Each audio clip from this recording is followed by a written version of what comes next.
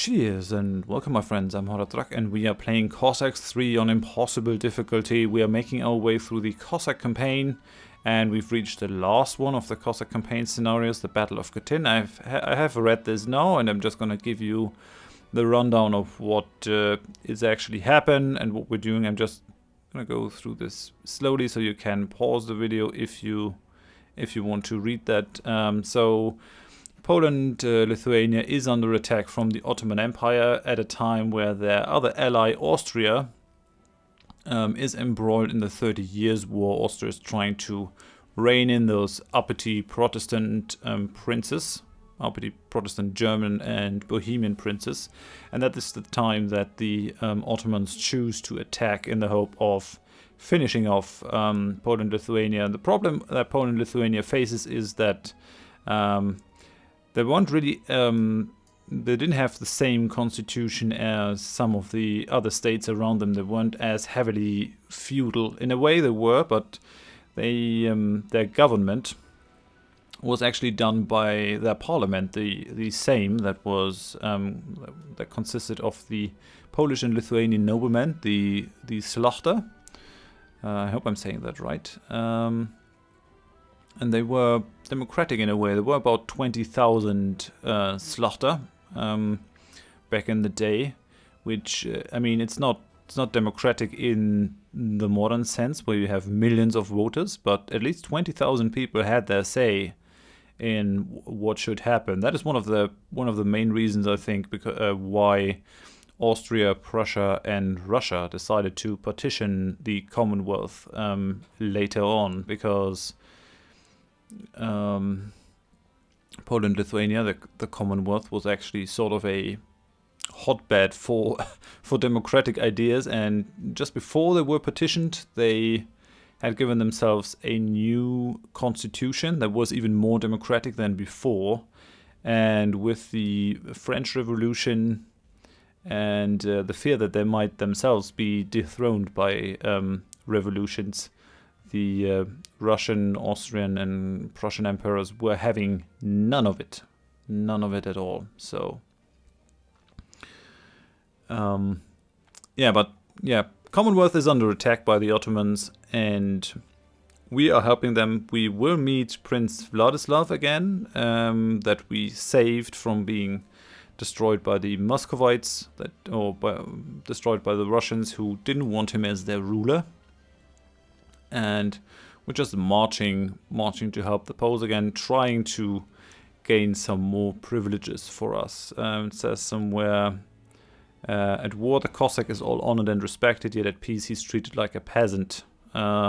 Which is a bad idea, because these peasants are armed and very willing to fight. We're just gonna jump in. And I've attempted this already once, but I had the game crash again. Sorry about that. That seems to happen from time to time. I think I'm just having bad luck, but the game is still a little bit buggy. Still daily patches though. So you're almost there. The towers of Khotyn are looming ahead. This fortress is the goal of your journey. Cross the river and join the Polish army. Waste no time. You'll need it to prepare to meet the Turks. Okay, onward.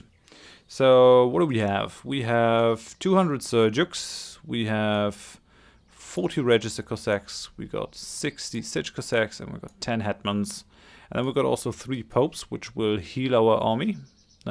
These are just priests in the Orthodox Church, not like the real pope. Oh, we got 3 times the pope. What a schism. And then we got 20 peasants, so we will actually be able to build something this time. I'm just gonna drop down some numbers here, so we're easily able to move them around. So these guys are gonna be number 2. We're gonna have these guys be number 3, number 4. We're gonna have number 5, and these guys are gonna be number 6. So 1, 2, 3, 4, 5, 6. We don't have any artillery, and we do want to meet the Poles over here. They do have a fortress up here that we're going to see soonish. They do have a couple of winged hussars, which were the pride of the Polish army at the time. ruling the battlefield supreme. And they do have a couple of dragoons over here. It's definitely interesting how this is going to play out. It is a huge battle, very fitting to go out in that way. I might even just give all of them another number, set them to number 0, so I can just move them all. We're going to move over. Let's just send them to over there, so that they can all arrive. Because we won't really meet anyone. I'd really been looking forward to more missions where I can actually build stuff, but other than the first mission, the game didn't really allow me too much freedom, which is a shame. It really is. I was definitely hoping for a little bit more actual strategic gameplay in a way. Yeah, these guys are moving slow, very slow. Come on, guys. But yeah, it's definitely a shame that the Commonwealth vanished so early. Could have done a lot for Eastern Europe.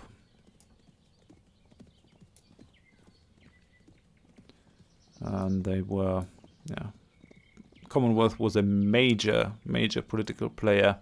For a long time, way more important than Russia, because Russia had a lot of difficulties getting unified. The Muscovites were doing a very aggressive approach, but you had a lot of small Russian principalities. Oh, and we got a German mercenary. Liebe Frau, die Cossacks, very many. Let's see in. Tell Herr General, die Zaporogens kommt. Herr Hauptmann, go Norden. Herr General wants to see dich. I'm not sure which German would speak like that. It's not it's not great, but I guess this guy is trying his best. You had actually a lot of Germans in the service of Poland. Also a lot of Germans in the service of Russia, interestingly enough. And to the point where you still find German names in Russian novels and all that, like for example in the Oblomov, the friend of the protagonist is called Stolz, which means pride in German. And you can find a lot of that. And there are even there's even some German in the Russian language, like for example the the hairdresser is called Parikmacher in Russian, which means basically that means hairpiece maker, I think. Not hairpiece in the modern sense. They had wig maker is what I mean. So come on, guys, move it. Well, we're just gonna march. Over here is Prince Vladislav, overlooking the battlefield. He's leading from, well, not directly from the front, but he is there, having some personal stress. Oh, they do have Prussian riders. Yeah, this time there was sort of a weird situation going on with the Prussians. I'm going to read this first. Good day, noble hetman. You see many peoples united by common rights and freedoms, language, faith and blood ties, all gathered together under the wings of the white eagle, the Polish heraldic sign. The impassable Dniester is behind us, and ahead countless hordes of Turks and Tartars. There is no escape. We're destined to fight and win, or to lose and die. Set up your camp to the south. I have commanded you to provide you with resources for construction. I'm counting on you. There's no death as noble as to die for your fatherland. Okay, so these guys are giving up their flank down there, so that we can take that, and we're gonna do it. And we also gained a marketplace up there, so we can buy and sell stuff. One of the problems that we have over here is that we're not able to actually build a mill and to farm. I mean, I guess they just didn't want me to do any domestic stuff like that, but it is a real problem. Okay, and I'm going to command our peasants to go up here directly, because we really want this town center over here. to produce peasants as fast as possible. Where are the popes? Pope? Yeah, the popes are marching with the troops, that's fine. Yeah, as I was saying, Prussia sort of ended up as a vassal of Poland-Lithuania for a time, the Prince Elector of Prussia. Which brought them a couple of troubles, but I guess that is why we do have some Prussian riders in this army. That must be the reason why. They definitely look good. Just normal cavalry units, because the heavy cavalry of the Poles is the winged hussar. What else do they have? They do have that light cavalry, the light riders. They do have some dragoons, some pikemen, some musketeers. This is actually kind of a weird configuration, but oh well. Keeping the spearmen behind the musketeers. I wouldn't do that. And they do actually have some cannons. Some howitzers, cannons, howitzers, cannons. There's an unprotected cannon over there. Okay, yeah, we're done here. So I'm gonna just quick save.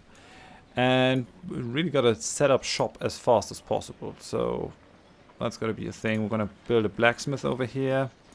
And we basically want to start producing peasants forever. We don't quite have the dwellings for it. How much would the next town hall cost? Only 2,800 wood.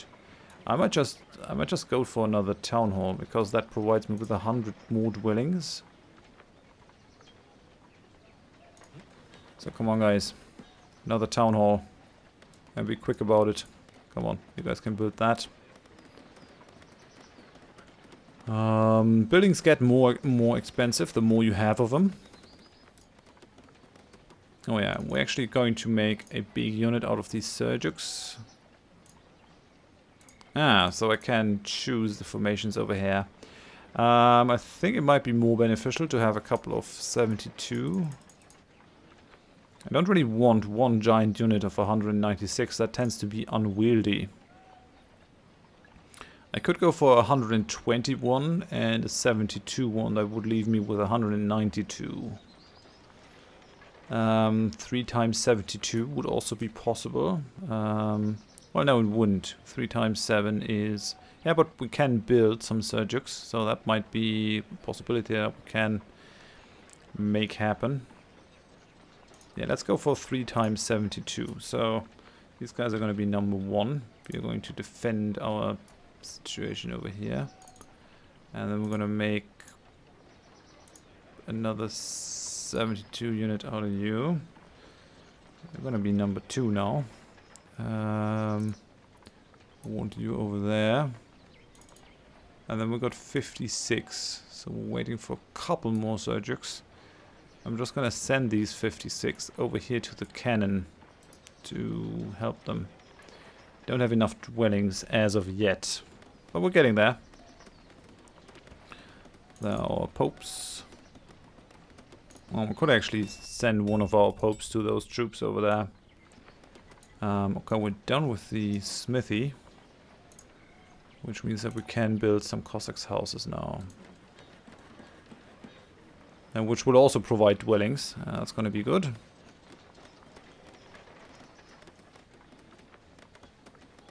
I think one Cossack house provides dwellings for 75 people. Stable doesn't. Stable doesn't provide anything, so let's go for a second Cossack house over there. And then I also want an artillery depot. I think we definitely need some cannons of our own. I really don't trust the Polish to use the artillery very efficiently. Okay, now we finally got enough to do this, so let's just set this for wood and this for stone. So people are gonna come out there, do their thing. It's all gonna be fine. We're losing gold very fast and I don't have any source of income for gold, which is tragic. I can't really be helped. Let's go for a stable. I guess we need it. I'm gonna gain some more dwellings over here. And the Seljuks house is going to churn out Seljuks ASAP. Let's go for it. Not sure how many I'll be able to build. Can we build another one? How expensive is it? Not very. So let's go for a third one. Why not? Let's go and build them forever. 550. We can actually build a good amount of Seljuks. I think what costs me most of my gold is the hetmans over here. They do tend to pull a little bit of gold. There's really no gold deposit for me to mine, which is a bit of an oversight, I think. It's not enough gold. Okay. The next will be 4,000, 4,000. Might still be a good idea. No, I don't think so. Now we're gonna start chopping wood. And we're gonna be done with this stable soonish. So yeah, let's go for the artillery building. That needs to be done as well, so that we can churn out some proper cannons. Let's start producing more Seljuks. And these guys are gonna go to work. What I wanna do is I wanna provide some resource collection buildings very close to the resource source. So let's do this, so that they don't have to walk too far. Just want to maximize the amount of gold income that I can get. Move it, guys, come on. So we're 2 defensive units over here. Got 1 over there. These guys are not in a formation as of yet. Guess I have to protect them with some units. Got a pope. I think we're gonna send the other popes to the other troop parts. So we're gonna send you. We're gonna send you. Okay, these guys are done now. Send my 20 peasants to... Oh, I could build an Orthodox cathedral. Problem is that the mill is grayed out, and I can't build a market because I don't have the mill. So I will have to rely on this market building up there, but it seems to be intended, otherwise they wouldn't give me that. And I'm just gonna send these peasants to the stone. I guess maybe half of them. And let's send the other 10 to chop some wood. Alrighty, now we don't have enough gold. These cost 450, 300 iron, 255 coal. But I still want, my own cannons. Oh, we're gonna run out. Okay then. Let's go. Well, I don't really want to sell food. Let's sell the wood first.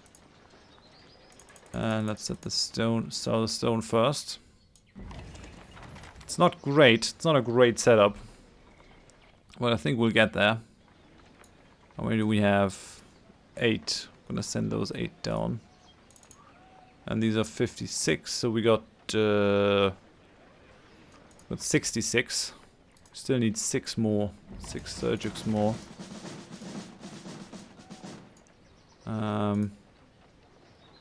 Until we can make this another unit of 72, which is gonna be good. We're gonna try to protect that cannon. Come on, guys, move it. Oh, we're out of wood. I already spent that. I'm just saying. Yeah, that should move on now. And I do have enough dwellings. I actually have double the dwellings of what I need. I can't build an academy. Although I might actually be able to. The cathedral is gonna cost me a lot. So I might not do that. I'm losing gold. Well, we're also producing Seljuks. So now we got the 6 Seljuks that we needed. So let's send them down. Make another unit of 72 out of that. There comes the heathen Czar with his Janissaries in tow. We cannot handle them in the open. Let us hold fast and rely on the height of our ramparts, the strength of our walls, and the bravery of our men. Your Highness, I'm yours to command. That's obedient. I mean, I'm not really taking advantage of the height here. I might send my Seljuks on this height over there. Send the Pope with them. What about these guys, though? I mean, I could put them up here.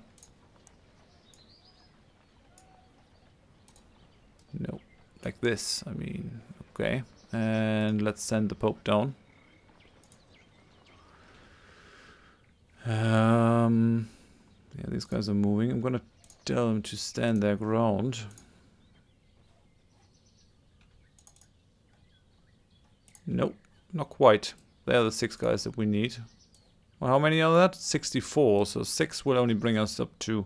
I did not calculate correctly, it would seem.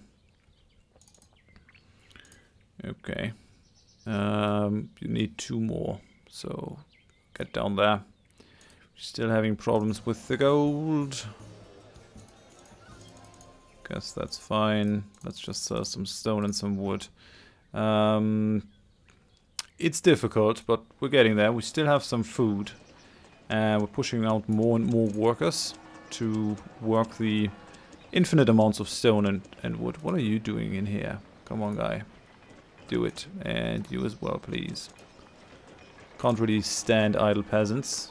Don't have any now. Move it. Yeah, and there's the Turkish army coming along. So that's gonna be a very interesting episode. We're in the process of building up. We're gonna get a couple more Seljuks. And I hope that we can also get a couple more cannons, actually. It's not too easy. I mean, it would be kind of weird, but I could kill my hetmans. It's just not right, really, to kill your commanders just because they cost gold. On the other hand, I'm losing it hand over fist. I mean, I can sell more stone, more wood. I seem to be making some headway here. And it's going to be easier and easier the more peasants I can send to work. So these guys are set to produce indefinitely. They're going to cut into my food, but at some point I'll be able to buy food as well with stone and wood. And then that will be the end of our troubles. But yeah, I think I'm going to end this. Next episode, I think we'll see the onslaught of the Turkish army. And with the end of this scenario, the conclusion of the series. So if you enjoyed the episode, please leave a like. If you didn't, tell me why in the comments so I can improve. And if you want to see more of this series in the future, please consider subscribing to my channel. I hope you join me next time. Thanks and bye bye.